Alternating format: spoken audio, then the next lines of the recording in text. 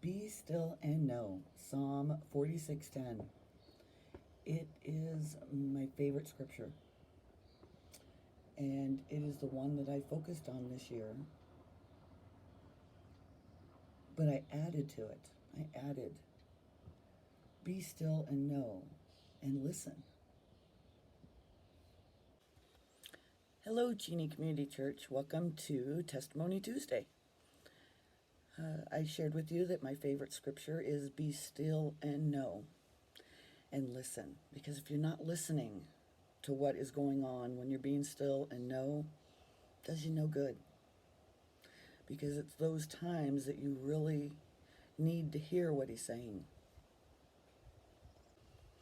I recall about, 6 months ago, someone asked, when did you come to know Christ? And it was really hard for me to think about because I thought I'd give a wrong answer. But when I sat back and I thought about it, there has never been a time that I haven't known Christ, which was odd because I was not raised in any church. In fact, my parents didn't even go to church.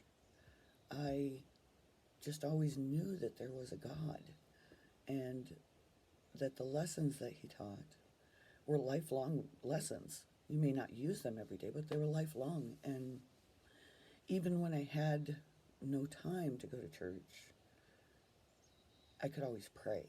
And I knew that. And it's just amazing to look back now and know how much I knew that. And I always listened to him too. And it was during those quiet times that he spoke loudest, or the times that I needed him beyond what any human could possibly need. I've lived through several tragedies in my life, and world disasters. Some of the biggest were a 7.6 earthquake in the Philippines, and then the following year we had the volcano, Mount Pinatubo, explode. And I questioned God at that time. I let my faith be questioned, and I was angry with him. There were people in a church there, and they were praying because they were so scared, and they wanted the Lord to help them. And it was hard for me to deal with and fathom that church came down on them in their time of need. That is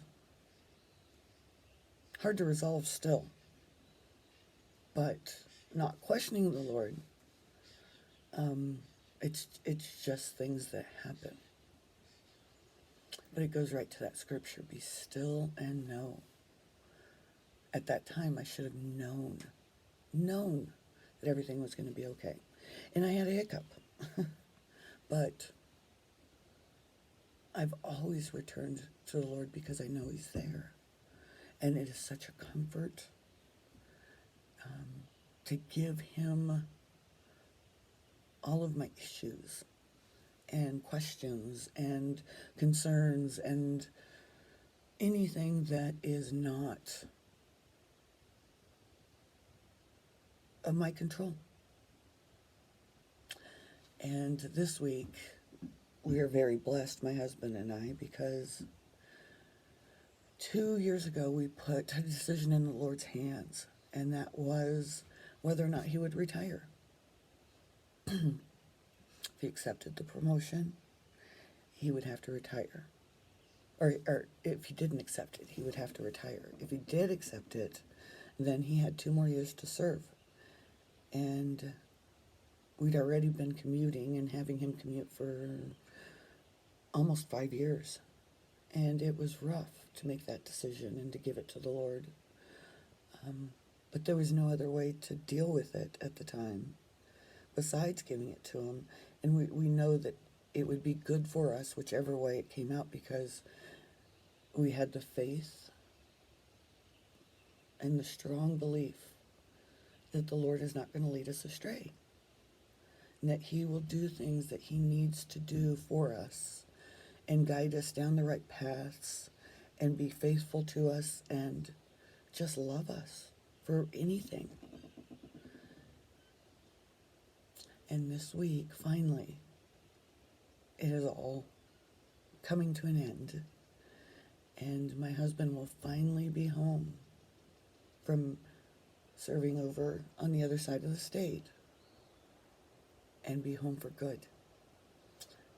And we gave that decision to the Lord.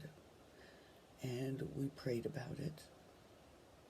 We listened. And the Lord has blessed us. Thank you for listening. And look forward to seeing you another time. Thank you.